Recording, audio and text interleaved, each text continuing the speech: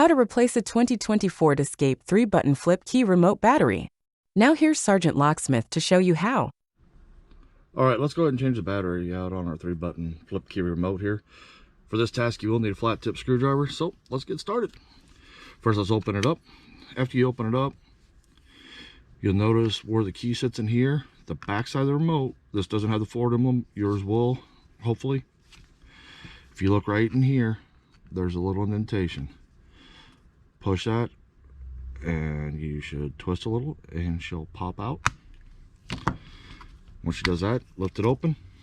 You'll notice right here, the battery needs to be pushed that way, so let's go ahead and push it and lift up. Battery came out. It's a CR2032 battery. Now when you reinstall it, positive side up, put it towards that lip again, push in, push down, take your backing on there,